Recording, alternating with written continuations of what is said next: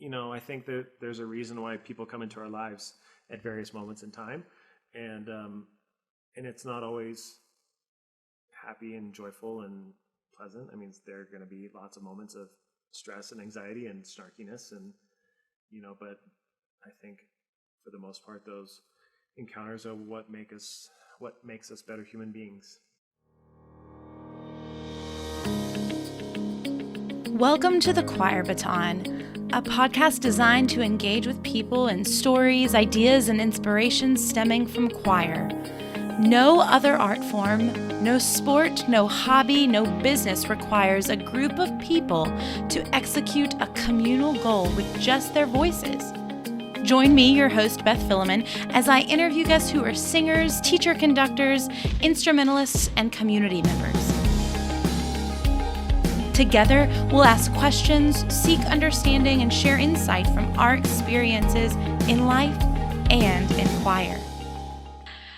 Well, Choir Baton listeners, it is a very special episode. I was thinking about this as I was setting up for it. This is the first time that I have interviewed a teacher of mine. Well, I'm very thrilled to be that person. Oh man, if that doesn't give you any kind of precursor to what is about to happen, I don't know what will. Please join me in welcoming Dr. Ryan Holder to the Choir Baton podcast. Hi everyone, glad to be here. I'm really bummed I didn't get it on recording right before we started. He goes, do I have to smile through this? So let me give you a little backdrop to Mr. Dr. Ryan Holder and Doctor, yes. Mr. Doctor, and a couple other things too. Dr. Ryan Holder is an associate professor of music. What's your title? Wow. Okay. So I'm the associate director of choral studies at Northern Arizona University, and I'm a full professor the same institution, where he conducts the women's chorale. He leads the vocal jazz ensembles. Yes, Northern Voices in High Altitude. Yes, and he also puts on the largest choral festival in the Southwest, if not almost maybe the entire country. Yeah, I think, Beth, I need you to just confirm that for me. I think it's true, but I don't know for sure. I think it's the largest as far as a single event. Yeah. You could just embrace your inner white male in choral music and just say it like it's true. I've done that before, for sure.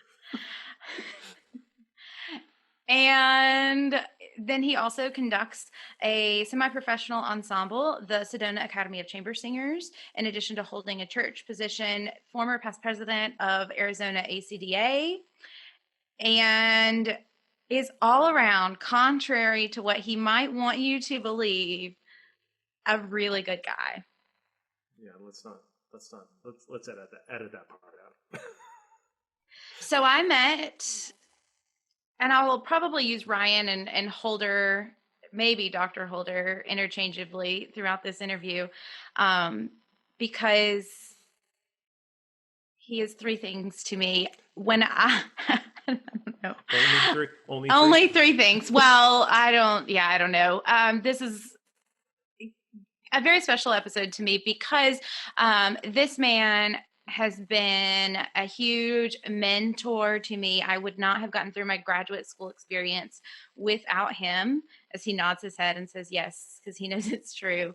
I served as his graduate assistant for women's chorale in my first year of graduate school at Northern Arizona University, and then served as his assistant in Northern Voices ensemble, the jazz ensemble. And Holder is a shining example of what you want for an advocate to be as a graduate student, and someone that serves as a mentor and someone that will tell you like it is, but then also be there for you when you are crying for who knows whatever reason.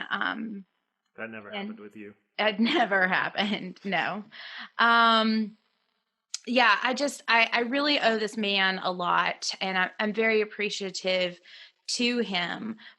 And one of the things I respect most about him, there's many things, I won't say that too often because I don't want to go to his head.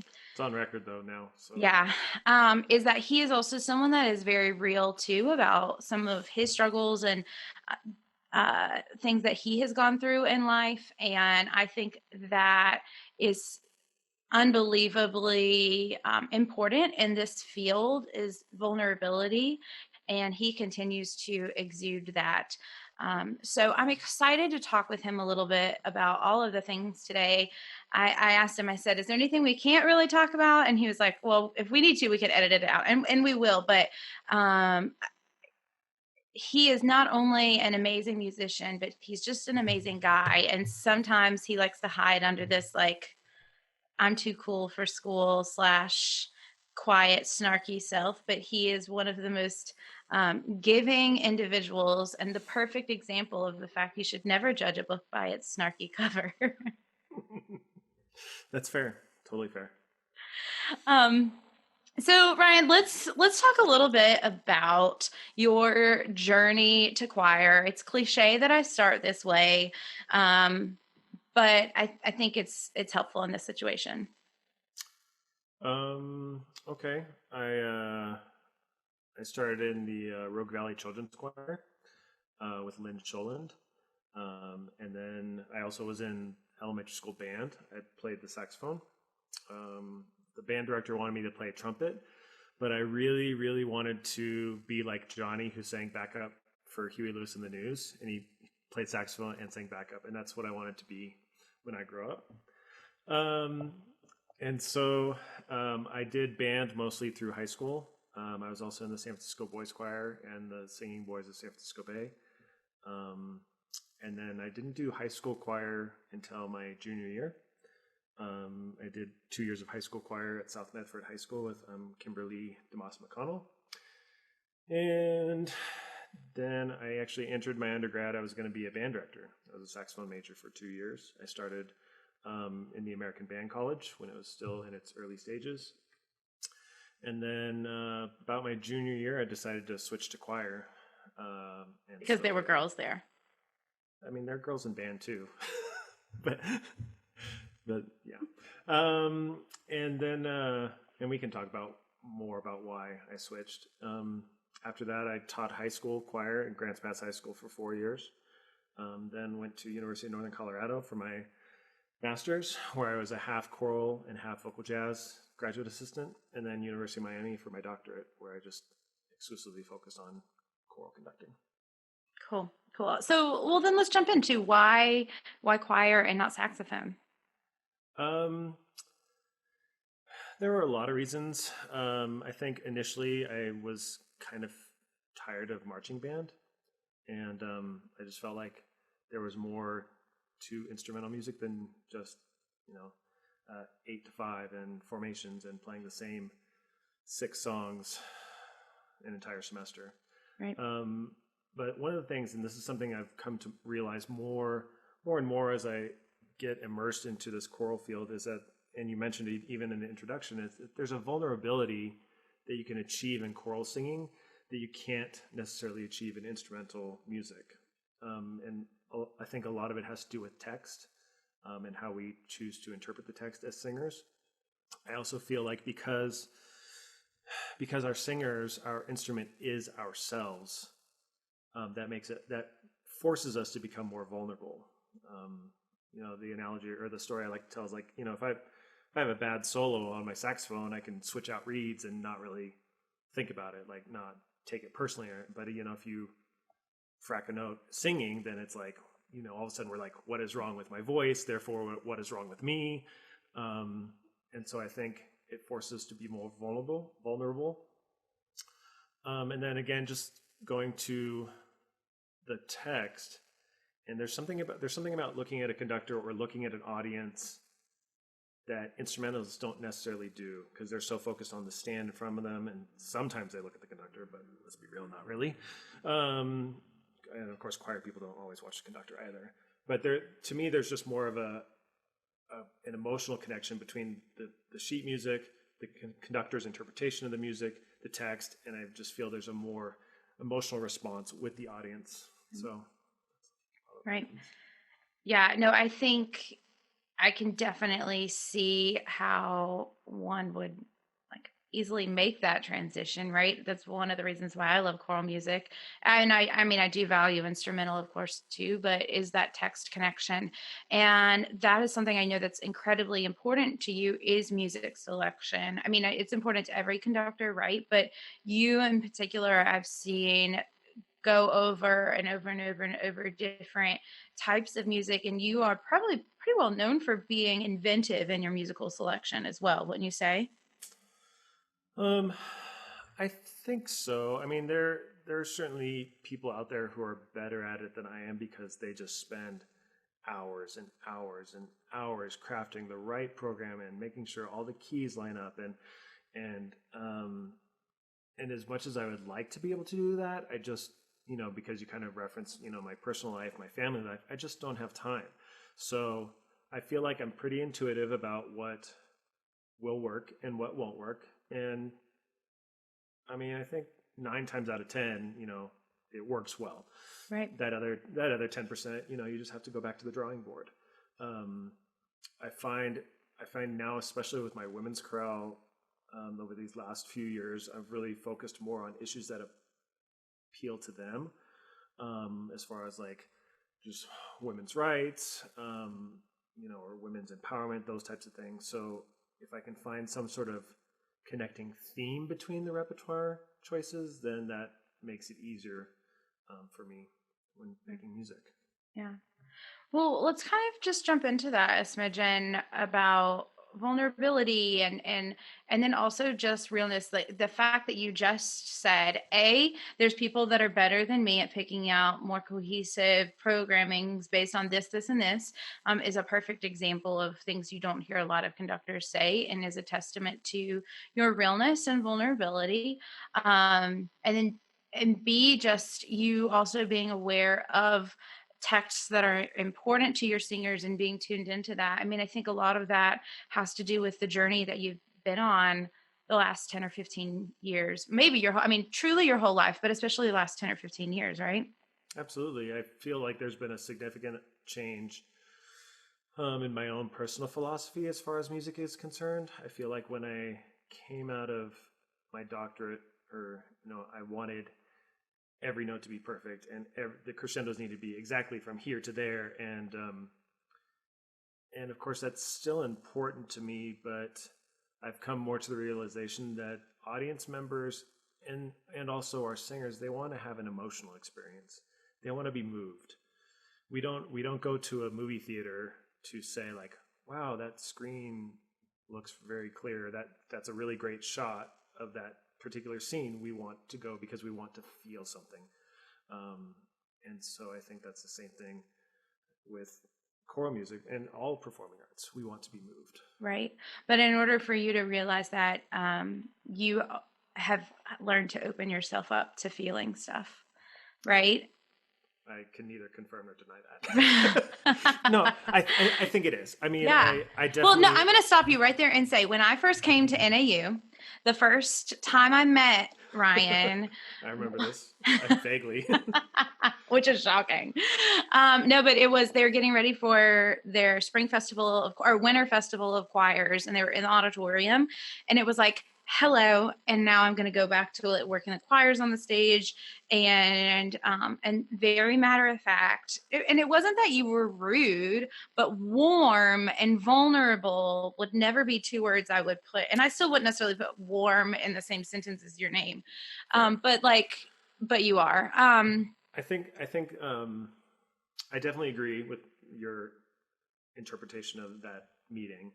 I also feel like there is a part of me that is still like, my rehearsal time is sacred. Like I have so many minutes and I just don't have a lot of time for the warm fuzzies during that rehearsal time, especially if it's a dress rehearsal where we get 45 minutes on a stage and that's it. But I do also feel like I've learned to balance that with being more open and vulnerable and making sure that the students know that I care. It just doesn't necessarily happen right in that rehearsal process. Right. And then that sort of sense was kind of like this aura you, in a sense, had about yourself there, and you liked. And we all have these auras as conductors that we like play into, right? But I think the difference being is, in the last 10 years, you have been through a divorce. You are now a single parent. You are now a grandparent. Rude. We're gonna edit that part out. Okay. That's okay. Go ahead. Well, but I mean, and we can edit it out or not, but like that is a huge representation. Like, I don't see a lot of people talking about being divorced in our field, and like the family trials within that, and then you're working through things we've talked about with, struggling with depression and anxiety, and we can edit this stuff out or not. It's up to you truly, but that's fine. I don't mind that part. I think, we were both in parts of depression when we were working together, I would say. Would you agree? Yeah. Sure. I think I was at a certain level. Yeah. And I think you were and maybe in some like bizarre sense that like bonded us. Like my emoji. Yeah. My emoji cut. He's deflecting right now, everyone. That's true. No, it's definitely true. I've lived with depression for a long, long time, and still continue to. Even this day, and it's not. It's something that I'm not proud of, but I also know that many, many people suffer from it, so I'm not ashamed of it. Yeah. Can I ask, and not like this is not taking like a therapy side, but it's something that we all struggle with as musicians, right? And we study famous musicians that have struggled with depression. And there is this shame around it. Sure. You just said you're not proud of it. I think that I guess I agree. Like, it's, yes, something that I can see where you say you don't want to be proud of, but like, I am proud of you for it because you have fought through it. It has made you a fighter. Yeah. Well, thank you.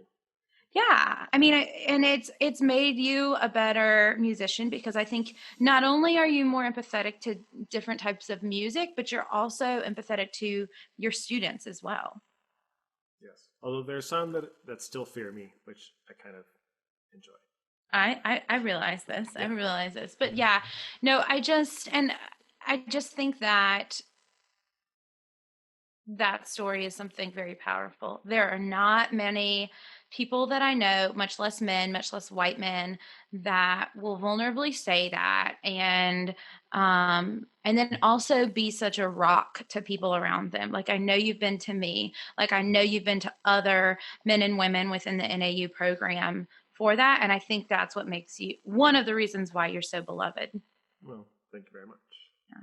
So I'm going to detour because he's like ready to be done with this, but I'm really grateful that you shared this, and then moving into the music a little bit and talking about the text and how you approach the text and how you look at it as a conductor, and then as someone that values the human emotion as well. Okay. So how was that a question? Sorry. That was a lead in to okay. how do you approach the text, right? If that's something that's important, if having these emotional experiences that mean something to someone, how do you then approach your score study? Not score study, that's such like a font word, but you know.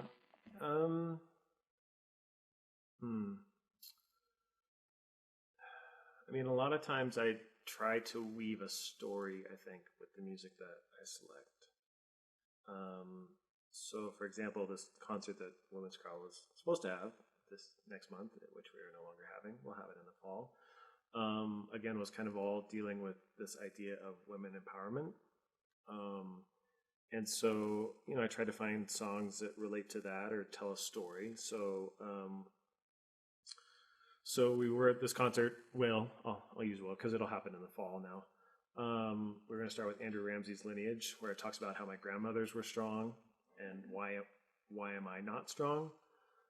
So kind of from the perspective of the woman, looking back at their lineage coming in, and then the next one we're gonna do is the Artissima, the What Happens When a Woman, which tells a whole story about what happens when a woman takes power, and then we have a conversation about that. Before all of our classes were canceled, the women's chorale but I really try to let them lead the discussion. It's okay, who in your life has been influential, supportive, who represents women empowerment, and why? And so we get the women to talk about that and to just internalize it, and they don't need to share it with me, but I just want them to have some sort of connection to it. And then we move on. We do the Ain't I a Woman, and then Still I Rise, so 4 songs all about women's empowerment and that tell a story. And it's kind of cool because, like, being a male choir director in front of a women's choir, it's a fine line for me to balance this. Like, I want to guide them in this discussion, but I don't want to, dictate it to them. So actually, in this fall concert, I'm not going to conduct. They're going to conduct it themselves, or I have a couple women's chorale, assistants that will conduct it, because I just feel like, for me, as a male choir director, I can't do a set about women's empowerment while leading them. So we focus on those types of things. Yeah. I'm not blowing smoke up his skirt, y'all, but like, I am being for real. That is the kind of conductor he is, and we don't always like see this from male conductors, and he is such a big ally for who we are and what we can even grow to become within this space of choral music. And that's an example, because him doing that is done without pretext. But then it also, I would venture to say, as I segue here, you're comfortable with letting students lead, or you're comfortable with letting the musicians lead, in a sense, because you do that within your vocal jazz, right? Like that of you stepping back and not always being in charge of waving your hands is a very familiar music making experience for you that not every conductor has. That is very true. Two things came to mind when you just said that. One, Northern Arizona University is a big choral education school. So I am training that next generation of choir directors. So I want them to have as much experience as possible, leading warm-ups or running sectionals, or, conducting a piece. Like, even in our fall concert, women's chorale did 3 pieces. I did one of them. My graduate assistant did one. My undergrad assistant did one, because it's about, it's about we. It's not about the I. And then same thing in vocal jazz. Oftentimes I'll put students in charge. If I'm off guest conducting or something like that, I'll give them a lesson plan. I'll assign, like in high altitude, I will often, which is my top vocal jazz group, I'll assign a lesson plan, but I'll make sure every single one of those members is involved.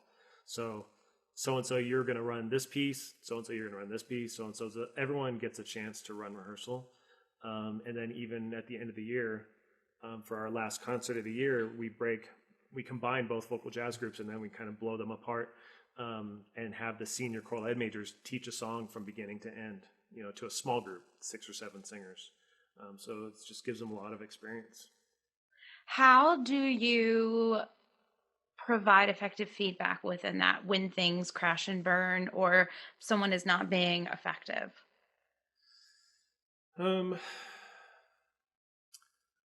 This is something I feel like I can do better with. That I'm often really quick to say, you need to do this better. You need to do this better. That didn't warm up work. Why? I've realized this also, that I need to be better about saying, like, this worked really well. So providing both constructive criticism, but also positive reinforcements. And oftentimes, the musicians, the student musicians, they realize, Dr. Oler, that didn't work. Why? And so we engage in dialogue about, well, maybe, they're not, like in vocal jazz, maybe they're not swinging it well because, you're counting it off straight or something like that. So, just little things here and there. But again, I'm trying to empower them to make mistakes, because that's how we learn. Well, and I think that's it right there, is that you've established that relationship for them. Like, you are able to give constructive feedback, not because you go up to them and say, this was wrong, this is how you do it better. You've established that relationship to where they trust you, to where then they come to you and say, this did not work well. What can I do better? Absolutely. Yeah. I mean, I've been with conductors or teachers who just get up there and just tear you down, not just as a conductor, but as a person. And for me, I want to make sure that the students know that I value them as people, even if I'm criticizing them as conductors. Right. So, Right. yeah. I love that. And have like been the product of that and been shaped a lot by that, as I know others have. Let's talk a little bit about vocal jazz then. So Sure. I, being from the Southeast, yes, like had no concept of what vocal jazz was. And a lot of people do not know what vocal jazz is. What is it? Yes, that is true.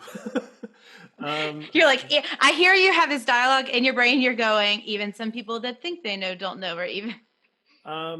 What is vocal jazz? Gosh, I mean, in a short version of it is that what we know as vocal jazz, as ensemble singing, derived itself from solo vocal jazz singing, which derived itself from instrumental jazz. So if you work backwards, it's instrumental jazz, instrumental big bands, fronted by a singer or a small group, and then that kind of expanded to larger vocal jazz ensembles, anywhere from like 4 people in New York Voices to I mean, high school vocal jazz choirs, I would say, of 24 to 36 people. So I mean, this is a longer conversation, but that's basically what it is. It's Right, but I think so. Yeah, so then people go, "Oh, well, like vocal jazz, I know like what vocal jazz is, but I mean, it can be a cappella or it can be with instrumental." Of course. You say that, of course, but not everyone knows that. Yeah, I mean, to say vocal jazz is like saying I drive a car. Like, that it has 4 wheels and people drive it around, but you don't know anything about like what type it is, how much gas mileage does it get, right? So there's so many intricacies of saying what vocal jazz is. It just depends, and it also depends on where you are in the country. Northwest vocal jazz is different than Midwest vocal jazz, which is different than Southeast, like you get down into like Miami or Southern California. Like, there are pockets of vocal jazz all around the country and all around the world that are very different. So it's really hard to just say this is vocal jazz, because it just depends on where you are and when you are. Right. That's true. But I think the fact that, and maybe people are listening to this being like, oh yeah, they had a vocal jazz ensemble in my group, versus some people might be like, oh yes, I sang a piece of vocal jazz, I guess.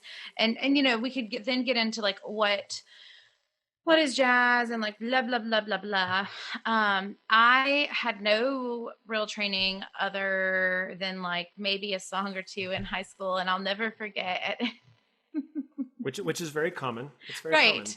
common. Right. And I have really come to love it and appreciate for what it exists at NAU and for what you do with it as well. I'm just having flashbacks to that holiday dinner when I was conducting that one piece. It was my first year. And do you remember this?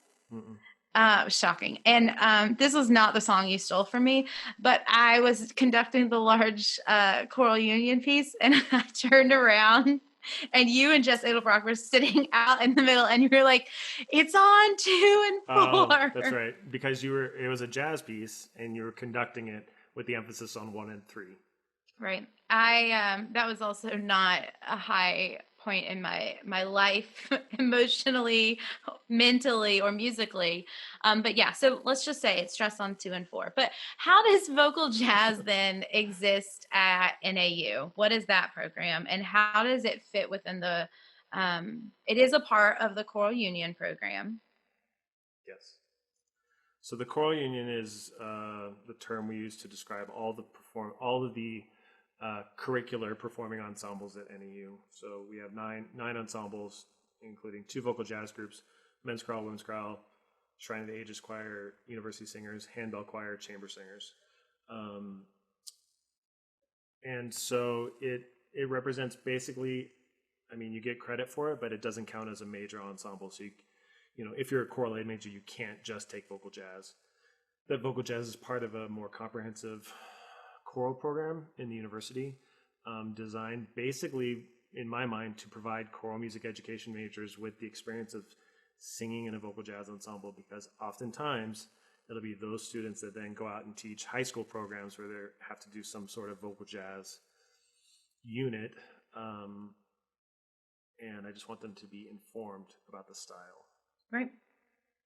And I think some other really great techniques come from vocal jazz. I mean, aside from the actual ear training that it takes to sing the music and then rhythmic awareness, there's also skills of how mic technique and audio technique and part independence, as well as it's a great bridge between traditional choral music and pop music that people hear on the radio.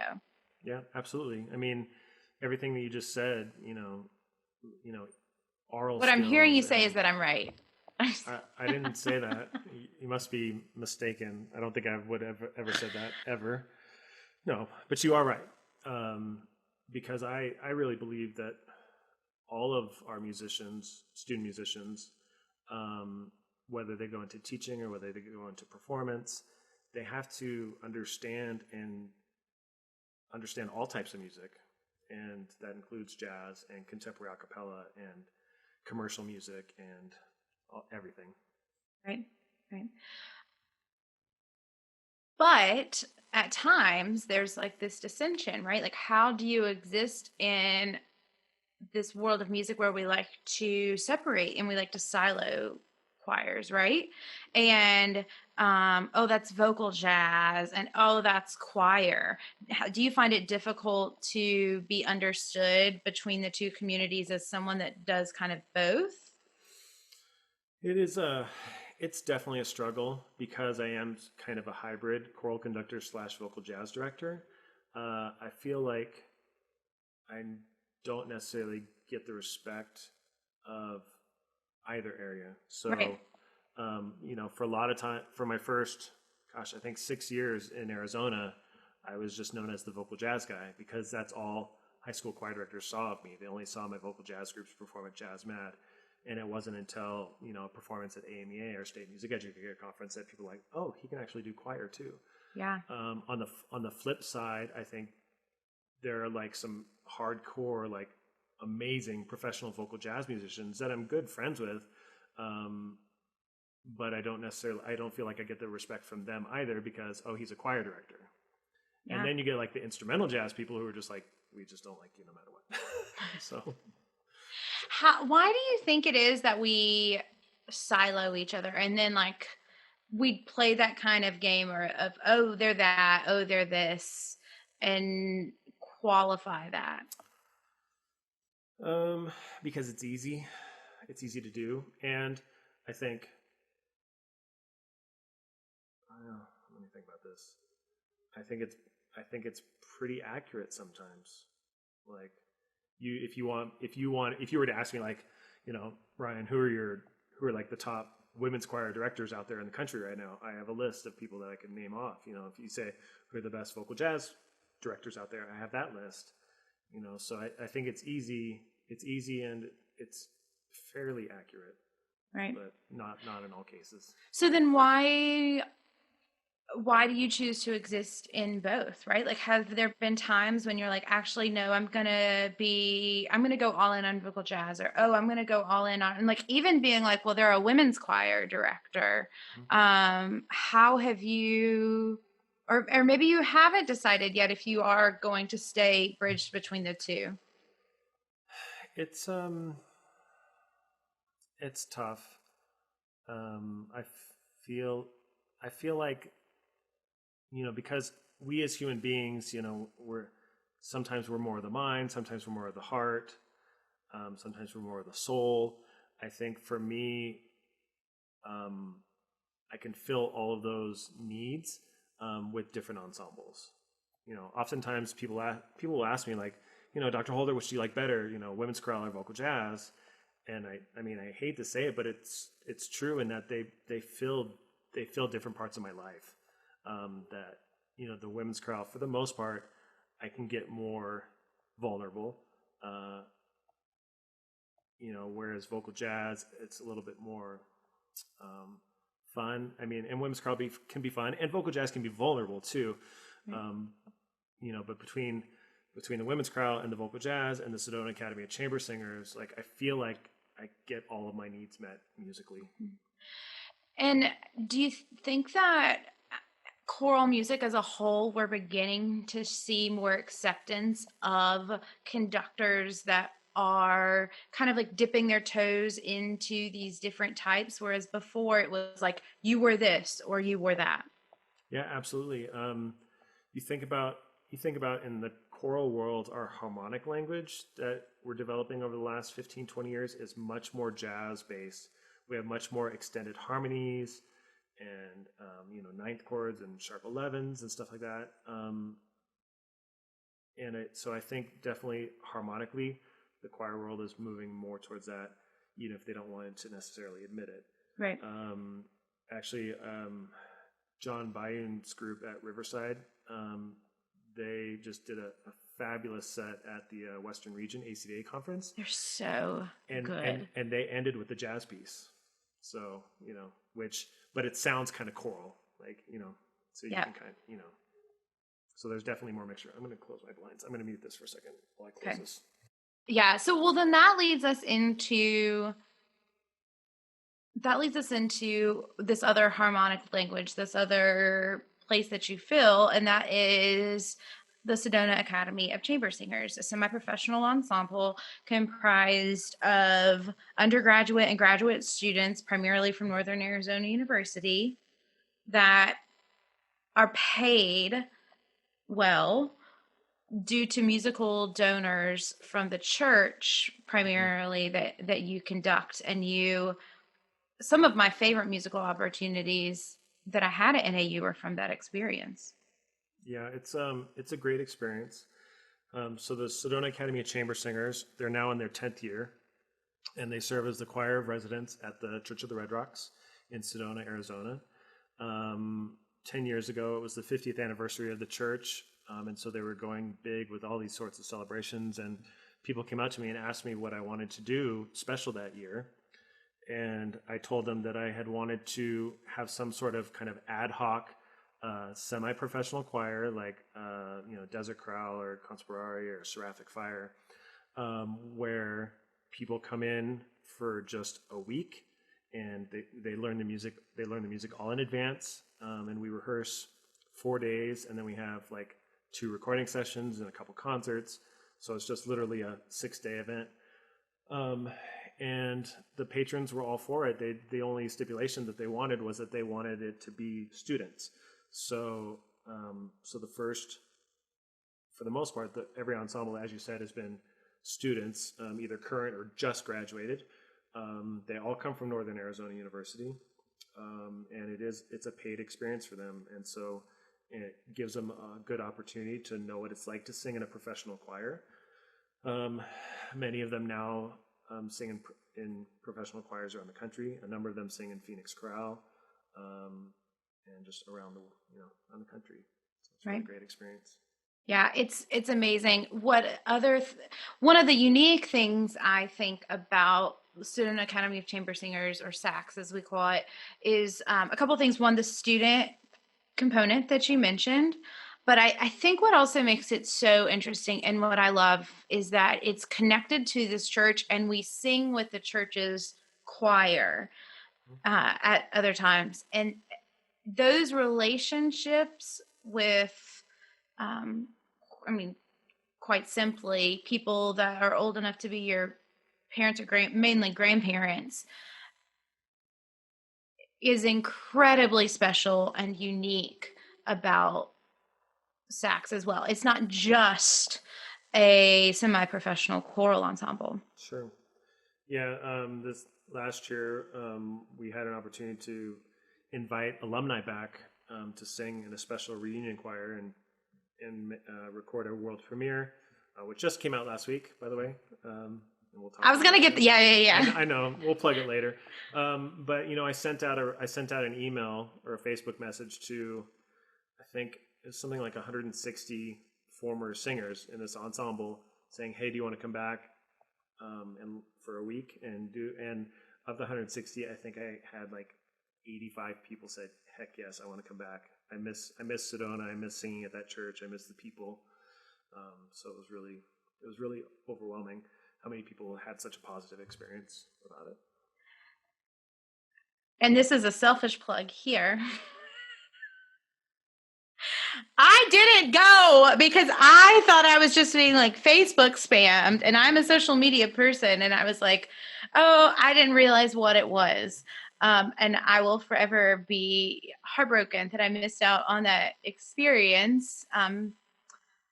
And I'll forgive you one day, but let's talk about, I have ideas of ways that you could compensate for that, but I've already discussed those opportunities. Let's talk about what that CD meant and like now what's happening, what it's like. We've always released CDs with sax, but now this one is getting some pretty cool traction. Yeah. So, I mean, we've done recordings in the past, but this is the first one that was produced commercially. The patrons at the Church of the Red Rocks, there are two specifically, and their favorite composer is Michael Hope, who's Grammy nominated for Best New Age CD. And so I guess it was almost 2 years ago, I contacted him directly and asked if he would do a solo piano or a piano trio concert at the church in Sedona. And he said that would be lovely. And then he also mentioned that he had a choral work that had never been performed before or recorded, and did I have a choir that could potentially sing it? and I was just like, yeah, I got a group, send me the music. And so he sent me the music, and then I went to the patrons and I said, this would be a great opportunity to invite alumni back to come sing this. Can we do it? And the patrons were like, absolutely, whatever it takes. So, which is very nice, by the way. I feel very fortunate. So we put the word out. I selected 40 of the best singers that I'd ever worked with at Northern Arizona University. Some of them have their doctorates now. Some of them are singing professionally back east. There were a couple of current students. And we all got together on a Thursday night in June. And we rehearsed it once for 3 hours. And then the next day we went into the church and recorded some of the a cappella tracks. The last 2 tracks are a cappella. And then we brought in the Tetra String Quartet, the fabulous string quartet in the Phoenix area. And then we recorded the other 8 tracks. So it was a really great experience for that. And again, it was just released on the 20th. Can I plug it now, or do I need to wait? Go for it. All right. So there's the album. I keep calling it CD because, okay. I'm old. And so the album is called Peace and Reconciliation, choral works by Michael Hope, and it is by the Sedona Academy of Chamber Singers and the Tetra String Quartet, and it's available on all streaming platforms as well as Apple Music and Amazon and some others that I can't remember. Spotify. Yep. Yeah. So it's a really cool thing to see the years of this ensemble kind of come together and culminate in this awesome experience for you. But I also kind of think the title is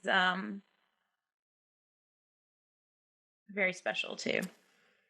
I mean, it is, especially for the time that we're currently living in. I mean, times are so crazy right now that we all just need a little bit of peace. And honestly, it's a beautiful album. Like I hate to say it, like I put it on when I want to fall asleep because it just is so relaxing. Yeah. The story behind it, just to give a brief story, it's kind of interesting. So Michael, the composer, after and he's up there in age. I won't say how old, but his mom passed away not too long ago. And then after his mom passed away, his aunt came up to him and said, I have something to tell you, and that your mother never could. And he'd come to find out that his dad was not his biological dad. And he never knew that. and he never found out who his actual biological dad was. So he wrote this piece as his own way of finding peace and reconciliation with the story of his father, the person that he knew as his father, and his biological dad. So it's really quite interesting. Wow. Did he write the text? The text is just based on the Latin, Mass. So there's the Introit and the Kyrie and Sanctus and all that. And then there are 2 a cappella works. One is called Safe to Port, which originally, I could be wrong, which originally was just a solo piece, and then he had it arranged for choir, and then same thing with the last track, the I Am the Moon. Mm-hmm. So, but I'm even going to push that envelope even further and say, like, you have found a lot of peace in your life and a lot of reconciliation with who you are. Yeah, that's fair. We, not to get too much into it, as far as current circumstances, but we're always struggling at times in life trying to find that peace. And so we recorded this album, 9 months ago, and not knowing what my future was going to be, that it came out this month was quite serendipitous, because it was something that I really needed personally as well. That's awesome. Well, I would love to end this episode right here, because I just think that it's incredibly peaceful and heartfelt, but that's not the kind of person you like to be known as. So we're not going to end it right here. And I'm going to give you a chance to be snarky and unsentimental. Are you ready? No, I don't really feel like I want to right now. Oh, okay. I'm so glad this is being recorded. So, yeah. That's very cool. I was going to ask you, what were the things that graduate students did that annoyed you the most that you would No, but you didn't want to get into that, so it's fine. Okay. Well, no, it's fine. We'll leave the episode right here like it is, because I don't want to put you into that other happy place. No, we don't. No, we don't have to. See, you can't resist it now. Actually, I was going to say something nice still. So okay, go for it. Well, I think that there's a reason why people come into our lives at various moments in time, and it's not always happy and joyful and pleasant. There are going to be lots of moments of stress and anxiety and snarkiness, and but I think for the most part, those encounters are what makes us better human beings. And so I'm grateful for you, Beth. There you go. Don't start crying. I'm so grateful to you. And again, I'm so grateful to you. And I hope that people find mentors like you have been to me out there in this world. On a previous podcast episode, I shared what had happened and why I don't have like a relationship with my undergraduate choral professor anymore, because of things that had happened through that. And it really means a lot to have that again, and to have found that in you. So thank you for that. Thank you for pushing me to be a better musician, but also thank you for pushing, like, this sounds corny, but the students of NAU to be better musicians as well, because I think we need more teachers like you and that approach that you have to teaching. And we really need more collegiate professors to teach in that way as well. So thank you. Thank you for your work and belief in the music and in us. You're very welcome. Thank you.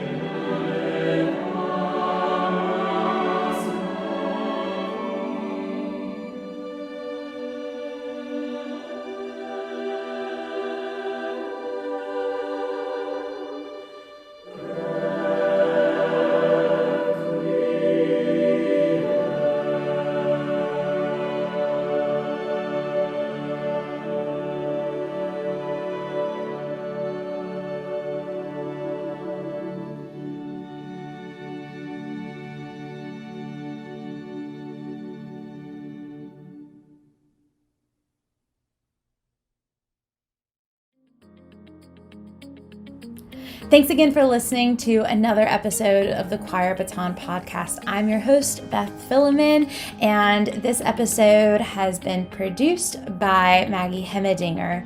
You can follow Choir Baton on Instagram. That's where we hang out the most, both myself and then the various takeovers that we host as well. Make sure you are signed up for our Choir Baton email that we send out once a week, filled with all kinds of information, inspiration, and insight in and about choir. And finally, know that Choir Baton exists to encourage you and to reignite a passion for choir within your heart and mind and soul, especially during this time.